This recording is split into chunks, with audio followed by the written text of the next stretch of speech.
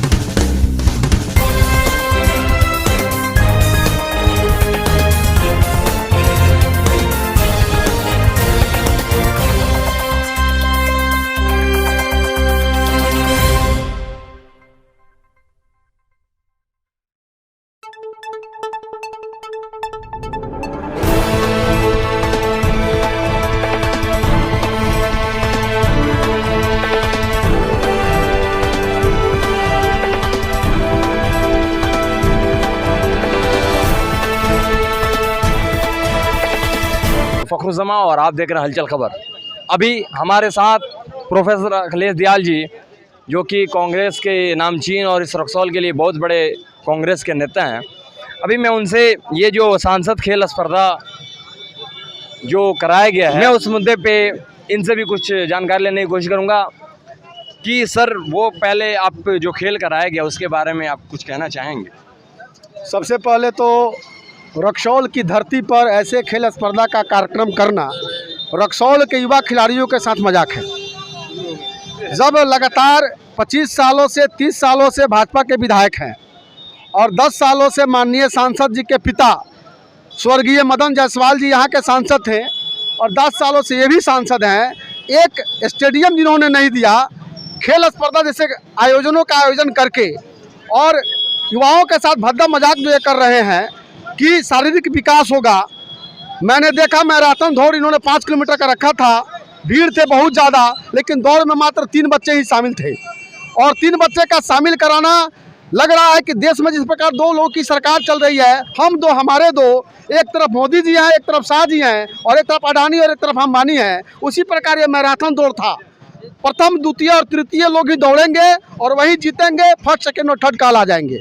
मैं ऐसे खेल स्पर्धा कार्यक्रम को युवाओं ने जो भाग लिया है, बस जिस प्रकार हमारे देश के जुमले दामोदर दास मोदी जी घोषणा करते हैं, भाषण देते हैं, जुमलेबाजी करते हैं, वैसा ही हमारे सांसद महोदय का खेल प्रतिक्रिया है। हमारे सांसद महोदय के क्षेत्र में जितने विधानसभा आते हैं, सबसे ज़्यादा दौरा रक्सौल विधानसभा का होता है, लेकिन सबसे ज़्यादा कह सकते हैं भद्दा मजाक और सबसे ज़्यादा लोगों को परेशानी अगर किसी से है तो वर्तमान के सांसद संजय जायसवाल जी से है।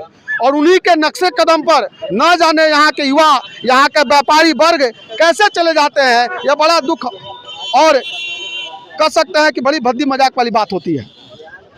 एक चीज़ और, रक्सौल में जो हॉस्पिटल है वो अभी बंद है, लेकिन बहुत ही खुशी की बात है इन्होंने अपनी मतलब जो बोलते हैं ना कि अपना जिस गड्ढे को मैंने खोदा उसी में जा गिरा। आज इन्होंने जो नोनियाडी में जो प्रोग्राम करवाया, जस्ट उसके बगल में हॉस्पिटल है जो कि एक ज़माने से बन के तैयार है, लेकिन आज ये ठीक है ये नहीं बना। आज वहाँ पे एक छोटा सा किसी बच्चे को चोट आ गया था तो उस बच्चे को उस हॉस्पिटल में न ले जा करके रक्सौल PSC के लिए लाया गया। रक्सौल के संत बेसिल साहिब विद्यालय में यह कार्यक्रम कराया जा रहा है। रक्सौल प्रखंड के आदापुर में, कह सकते हैं रक्सौल अनुमंडल के आदापुर में एक स्कूल है, बंसीधरा स्कूल। वहाँ का बहुत बड़ा प्लेग्राउंड भी है।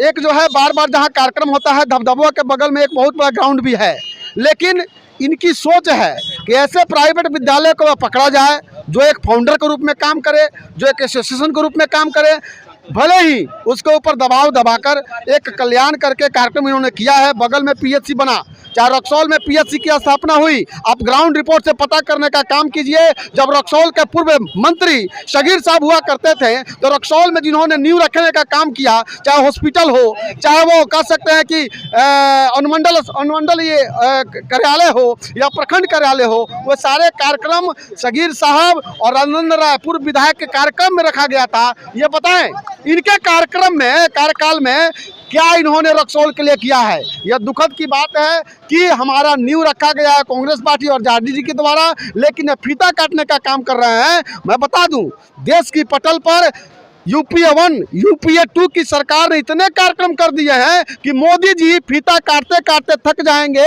और कहेंगे बाद में कि सब करा धरा कांग्रेस का है और उसी के देश से चल सकता है। हमारी बस की बात नहीं है कि देश की जनता के साथ, मध्यम वर्ग के साथ, किसानों के साथ, महिलाओं के साथ, युवाओं के साथ हम कदम से कदम मिलाकर चलें। आज रक्सौल में मुख्य विपक्ष की भूमिका जो है वो आप लोग कांग्रेस के लोग जो हैं, मतलब अभी तो आप ही हैं, नए चेहरे जो हैं वो आप ही हैं, तो क्या उस प्रोग्राम के लिए आप लोगों का ये सहयोग या आप लोगों से किस तरह का अमेंडमेंट हुआ था? किसी प्रकार का कोई अमेंडमेंट नहीं है। सारे पदाधिकारियों को खींचकर और उस कार्यक्रम में इन्वॉल्व कर देना यह बता रहा है कि पूरी तरह मीडिया क्रोसी यानी मीडिया ब्यूरोक्रेसी के द्वारा उस कार्यक्रम को दिखाने का काम किया जा रहा है। मैं बताना चाहता हूं कि युवा भारत यह है, लेकिन सबसे ज़्यादा ठगा कोई गया है इस देश में तो युवा ठगे गए हैं।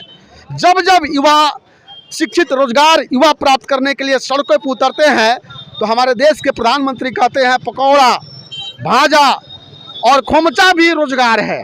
ऐसी दुर्दशा है अभी हाल फिलहाल देश के गृह मंत्री कह सकते हैं, और जिन्हें गुजरात में तड़ीपार करके जिनको बाहर निकालने का काम किया गया था, उनका बयान आता है कि इंटर के बाद इंटरमीडिएट करने के बाद, इंटर के बाद इंटरमीडिएट, ऐसे लोग गृह मंत्री के पद पर बैठे हुए हैं जिनको यह भी पता नहीं है इंटर और इंटरमीडिएट जो है एक ही चीज़ होता है, उसके बाद लैपटॉप बांटने का काम करेंगे। यह देश का दुर्भाग्य है। जो देश कभी विश्व का गुरु कहा जाता था, आज वो देश की मजाक विश्व स्तर पर उड़ाने का काम किया जा रहा है और हमारे देश की गोदी मीडिया उन्हें ना दिखाकर सिर्फ हिंदुस्तान और पाकिस्तान के झगड़ों को दिखाने का काम करती है। यह हमारे देश का दुर्भाग्य है।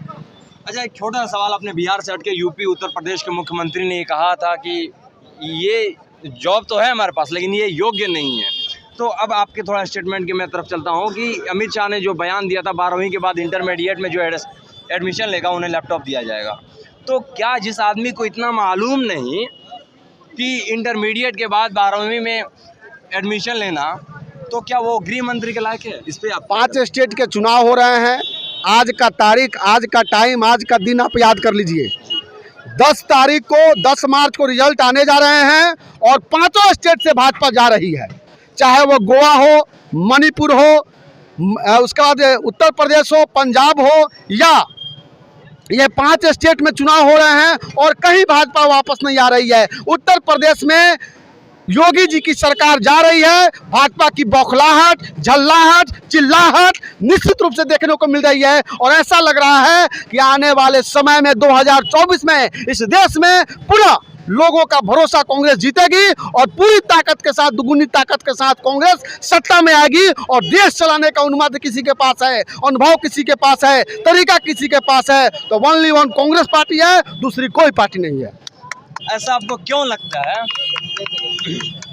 ऐसा आपको क्यों लगता है कि वो काम बीजेपी ने नहीं किया है? पांचों राज्य में जो सरकार बनेगी वो पांचों राज्य में सरकार बीजेपी ही बना पाएगी, आपको क्यों ऐसा लगता है? अभी हाल फिलहाल मुझे गोवा का प्रभारी बनाया गया था और विगत 5 महीनों से मैं गोवा का दौरा पर था और कह सकते हैं कि जिस प्रकार गोवा के पूर्व मुख्यमंत्री मनोहर पर्रिकर जी के पुत्र उत्पल पर्रिकर जी को भाजपा ने टिकट नहीं देने का काम किया, जो पणजी से निर्दलीय चुनाव लड़ रहे हैं, वैसे लोग जो भाजपा के लिए अपने जीवन को समर्पित कर दिए हैं और गोवा की जनता जो है यह माइंडेड बना चुकी है इस बार कि 11.5 लाख गोवा के मतदाताओं ने तय कर लिया है कि किसी कीमत पर जब मनोहर पर्रिकर का भाजपा नहीं हुआ तो भाजपा आम लोगों का नहीं हो सकता है। इसलिए मैं पूरी कॉन्फिडेंस नहीं बल्कि तय के साथ कह सकता हूं, इस बार गोवा में ही नहीं बल्कि 5 राज्यों में पूरी बहुमत के साथ कांग्रेस और गैर भाजपा दल के लोग की सरकार बनने जा रही है। यह मेरा कॉन्फिडेंस नहीं बल्कि यह मेरा तजुर्बा कह रहा है और 10 तारीख को इसी चौराहे पर आप देखिएगा जश्न जुलूस में कि भाजपा जो है क्लीन स्वीप होगा और अन्य पार्टियों का कब्जा इस देश पर होगा। बहुत बहुत धन्यवाद अखिलेश दयाल जी। मैं उम्मीद करता हूं कि आप अपने कीमती वक्त में समय दोबारा फिर देंगे। मैं इसी के साथ फखरुज्जमा हलचल खबर से आप सबों का धन्यवाद।